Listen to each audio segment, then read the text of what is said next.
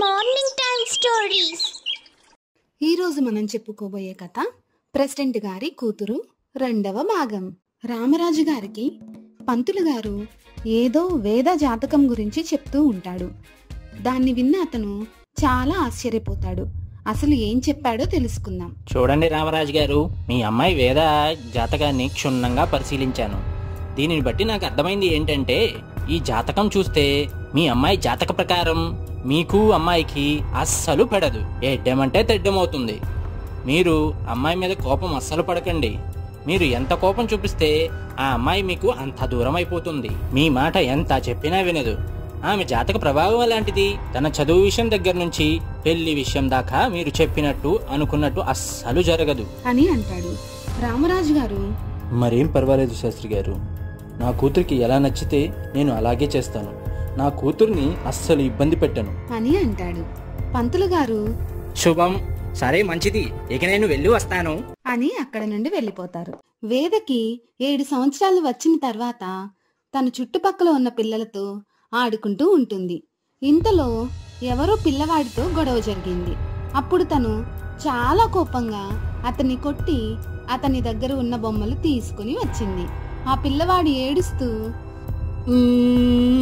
ఈ వేద నా దగ్గర బొమ్మలన్నీ లాగేసుకుంది, ఈ విషయం మా అమ్మకి చెప్తాను అని తన మీద కోపంగా ఏడుస్తూ అక్కడి నుండి వెళ్ళిపోతాడు. నేను కూడా మా నాన్నకు చెప్తాను అంటూ అక్కడి నుండి పరిగెత్తుకుంటూ ఇంటికి వెళ్తుంది. తండ్రితో, నేను ఈ బొమ్మలన్నీ రాము దగ్గర నుండి తీసుకొని వచ్చాను, ఈ బొమ్మలు నాకు కావాలి నాన్న.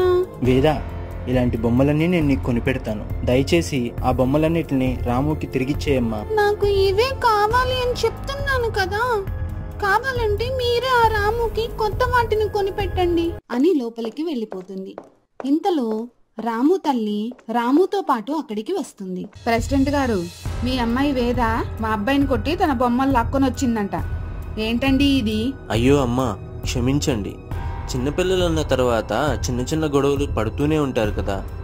వేద తరపున నేను క్షమాపణ చెప్తున్నాను. మీ పిల్లవాడికి కొత్త బొమ్మలు కొనిపెట్టండి. ఇదిగో డబ్బు అంటూ 10,000 రూపాయల డబ్బు కట్టని ఆమెకు ఇస్తాడు. ఆమె ఆ డబ్బు తీసుకుని పిల్లవాడితో సహా అక్కడి నుండి వెళ్ళిపోతుంది. దాన్ని చూసిన భార్య, ఏవండి, కూతురు మీద ప్రేమ ఉండాలి కానీ మరీ ఇంత ప్రేమ పనికిరాదు. మీరు దాన్ని గారాబం చేసి నెత్తి మీద కూర్చోబెట్టుకుంటున్నారు. అది అంత మంచిది కాదు.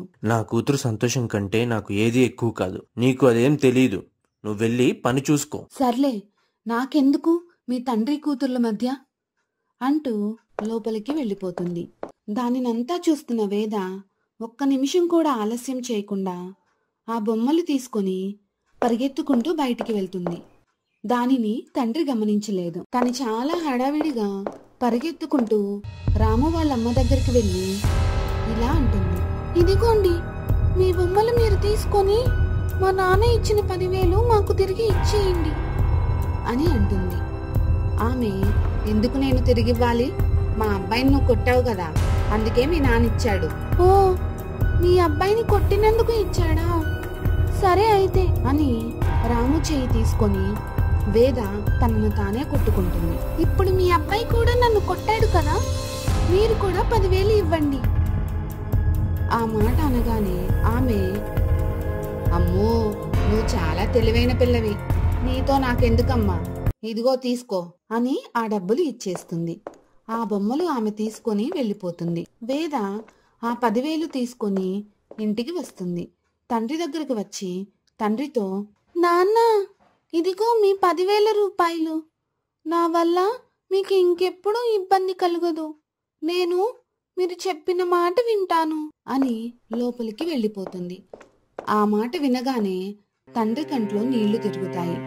కూతురు అన్న మాటలు చేసినా చెయ్యకపోయినా అతనికి సంతోషాన్ని కలిగించాయని అతడు కంటి నీళ్లు తుడుచుకుంటాడు. రోజులు గడుస్తూ ఉన్నాయి. ఇంట్లో వేద చెప్పిందే వేదంగా ఉంటుంది. ఆమె గారాబం ఎక్కువైపోతుంది. అలా ఉండగా తన పుట్టినరోజు రానే వచ్చింది. ఆ రోజు వేద తల్లిదండ్రుల దగ్గర ఆశీర్వాదం తీసుకుంటుంది. తల్లి తండ్రి ఇద్దరూ ఎంతో సంతోషపడుతూ, అమ్మా వేద, నీకు పుట్టినరోజు బహుమతిగా ఏం కావాలో చెప్పు, దాన్ని నీకోసం తీసుకుని వస్తాను. అదేంటండి, అది చిన్నపిల్ల. దాన్ని అడిగితే అది ఏం సమాధానం చెప్తుంది? ఎప్పటిలాగానే ఊరు మొత్తం మనం భోజనాలు పెడదాం. నాన్న, మీరు ఎప్పటిలాగానే ఊరు మొత్తం భోజనాలు పెట్టాల్సిన అవసరం లేదు. ఎందుకు మన డబ్బులు మొత్తం వృధాగా ఖర్చు పెడుతున్నారు? అలా ఏమీ వద్దు. చూడమ్మా వేద, మన ఊరు మొత్తం భోజనం పెడుతున్నాము అంటే వచ్చిన వాళ్ళందరూ కూడా నువ్వు చల్లగా ఉండాలని దీవిస్తారు అని. అలాగే ఒక్క పూట కూడా ఆకలి తీర్చుకోలేని వాళ్ళు ఎవరైనా ఉంటే ఆ రోజు తృప్తిగా భోజనం చేస్తారని. అందుకే భోజనాలు పెడతామమ్మా. నువ్వు వద్దు అని చెబితే నేను చెయ్యను వేద. వేద కొంచెం సేపు ఆలోచించి, సరే పెట్టండి నానా అని అంటుంది. ఇక అప్పటికప్పుడు ఊరు మొత్తం భోజనాలని ప్రచారం చేస్తారు. ఇంకా హడావిడిగా ఆ పనులన్నీ మొదలవుతాయి. ఇక భోజనాలు సిద్ధమయ్యాయి. అందరూ కూడా భోజనం చేస్తూ ఉంటారు. ప్రెసిడెంట్ గారు వచ్చిన వాళ్ళందరినీ పలకరిస్తూ ఉంటారు. ఆ తర్వాత వేద, నాన్నగారు, నా పుట్టినరోజు నాడు మీరు బహుమతి ఇస్తా అన్నారు కదా, నేను ఏది అడిగినా దాన్ని ఇస్తారా? నువ్వు అడిగితే నేను ఎప్పుడైనా కాదన్నా చెప్పు తల్లి. నీకేం కావాలో అడుగు, నేను వెంటనే ఆ బహుమతిని నీకు తీసుకువచ్చిస్తాను. వేద తన చెవిలో ఏదో చెప్తుంది. అది విని తండ్రి కొంచెం ఆశ్చర్యపోతాడు.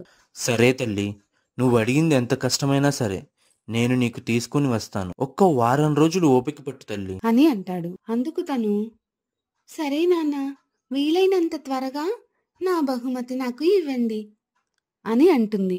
అందుకు తను సరే అని అన్నాడు. ఇక ఆ రోజు గడిచిపోయింది. ఆ మరుసటి రోజు నుండి తండ్రి ఆ బహుమతి కోసం వెతుకుతూ ఉంటాడు. వేద తండ్రిని బహుమతి అడుగుతుంది.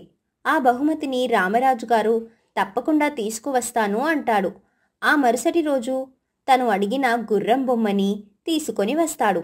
వేద దాన్ని చూసి సంతోషపడుతుంది. ఇక రోజులు గడుస్తున్నాయి. ఎప్పటిలాగే వేద బడికి వెళుతూ ఉండగా ఇద్దరు ఆడవాళ్ళు ఒక చేతిలో కొడవలి, ఒక చేతిలో క్యారేజీ పట్టుకొని వెళుతూ ఉంటారు.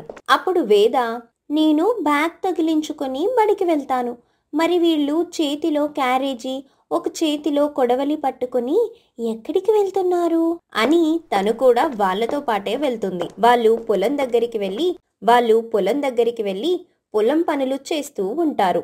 అబ్బా, వీళ్ళు భలేగా పొలంలో పని చేస్తున్నారు, నేను కూడా వాళ్లతో పాటు పని చేస్తాను అంటూ తనలో తాను అనుకొని వాళ్ళ దగ్గరకు వెళ్తుంది. పాపను చూసిన వాళ్ళు, అమ్మా వేద, నువ్వేంటి బడికి వెళ్లకుండా ఇక్కడికొచ్చావు? మీరు ఇక్కడికి ఎందుకు వచ్చారో నేను కూడా అందుకే వచ్చాను. నేను కూడా మీతో పాటు పొలం పని చేస్తాను. వాళ్ళు ఆశ్చర్యపోతూ, ఏంటి, నువ్వు మాతో పాటు పని చేస్తావా? ఈ విషయం మీ నాన్నగారికి తెలిస్తే ఇంకేమన్నా ఉందా? ఏమవుతుంది ఏంటమ్మా? మీ నాన్న నిన్ను బాగా చదివించి ఉన్నత స్థాయిలో ఉంచాలని చూస్తున్నాడు.